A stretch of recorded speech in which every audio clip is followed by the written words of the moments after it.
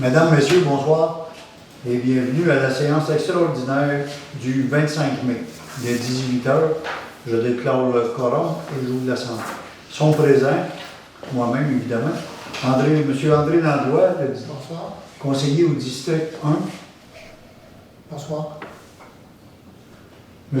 René Darvaux, conseiller district 2. Bonsoir. Louis-Philippe Hébert, district 3. Bonsoir. M.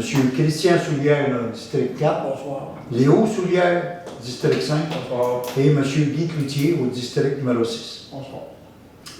Elle présente aussi Mme Claude, Mme Hélène Claude, directrice générale et greffière trésorière.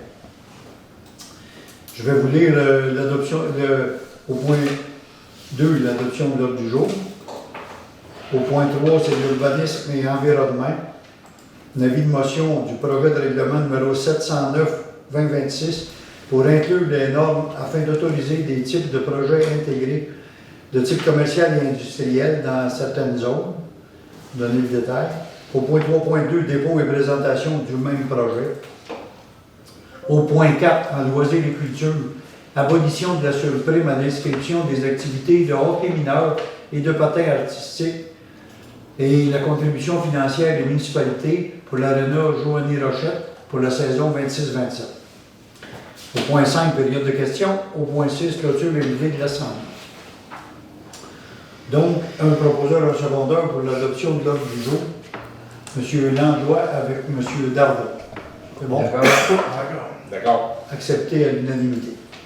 Au point 3, en urbanisme et environnement, avis de motion du projet de règlement 709-2026 pour inclure les normes afin d'autoriser les projets intégrés de type commercial et industriel dans les zones C7, C10, I31, H5 et A17.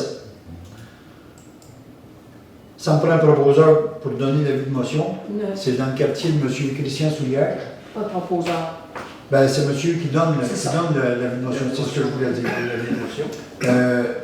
Il s'agit de changer notre règlement de zonage parce que, vous faites ça en gros, là, quand on bâtit un bâtiment principal, il faut que les bâtiments secondaires soient de plus petite superficie. Puis le projet, on a un beau projet de M. Gagnon qui est ici, pas loin de l'hôtel de ville. Là. M. Gagnon, il a un beau projet de 3 grosses bâtisses. Je me trompe un peu d'un chiffre, là, mais quelque chose comme 200 par... 240 par 11. 240 par 80 à peu près, 3 bâtisses identiques.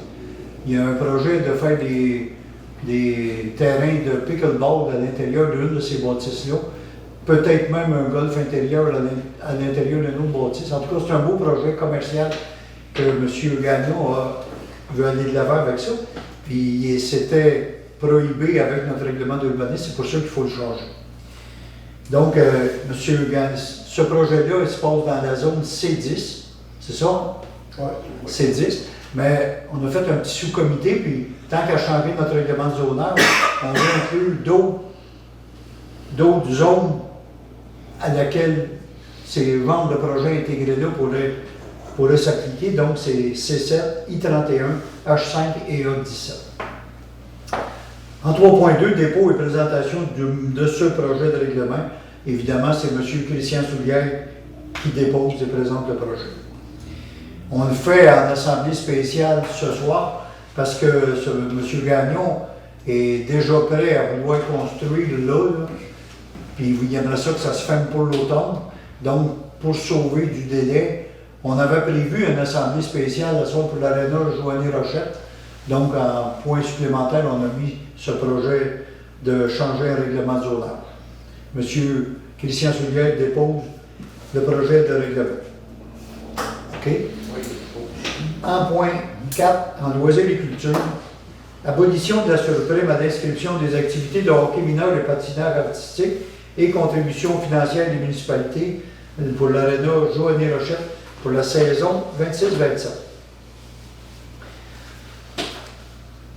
Attendu que l'aréna constitue une infrastructure sportive et récréative à vocation supralocale utilisée par des citoyens provenant de plusieurs municipalités, attendu que les conseils municipaux de plusieurs municipalités ont adopté des résolutions concordantes confirmant leur volonté de travailler conjointement et d'assurer la pérennité de l'Aréna Joanie Rochette avec l'accompagnement du ministère des Affaires municipales, le MAMACH.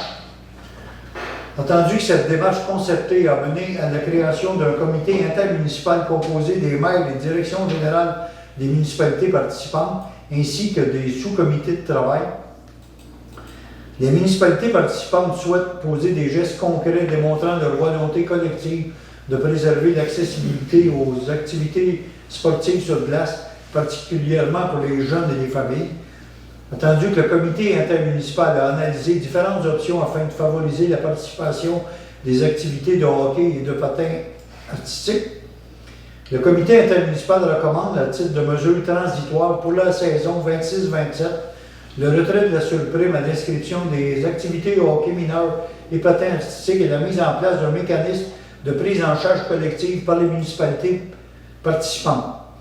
Alors, il est proposé, appuyé et résolu, que le conseil municipal de Sainte-Geneviève appuie la proposition du comité intermunicipal visant à recommander à la ville de Berthierville d'abolir la surprime à l'inscription pour les activités de hockey mineur et patin artistique pour la saison 26-27 pour les personnes provenant des municipalités participantes.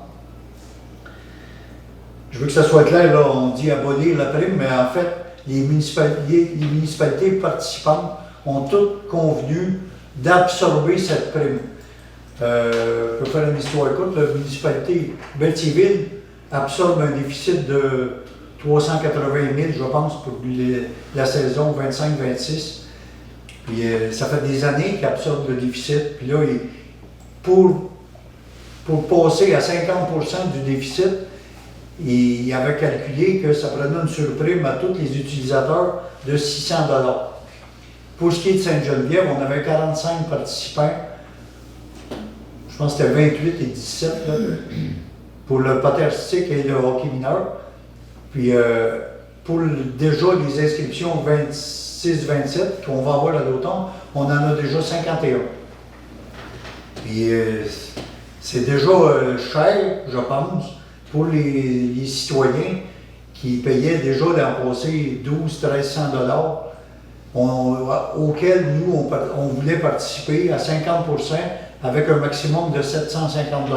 C'était ça là, pour la saison 25-26. Là, 600 pièces de plus, je suis sûr qu'il y aurait eu des jeunes qui n'auraient pas pu participer parce que les parents ils auraient dit c'est rendu trop cher. Puis là, on est dans une année de transition. Le comité intermunicipal, ça va très bien.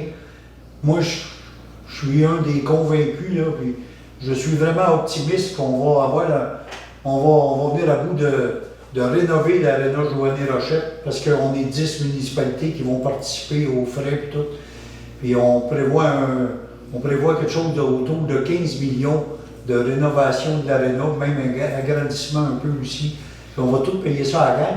Mais je veux pas, le conseil ne veut pas perdre des participants pour la saison 26-27. Donc, le conseil municipal a décidé de payer complètement la surprime de 600 $ que Berthierville imposait à toutes les municipalités.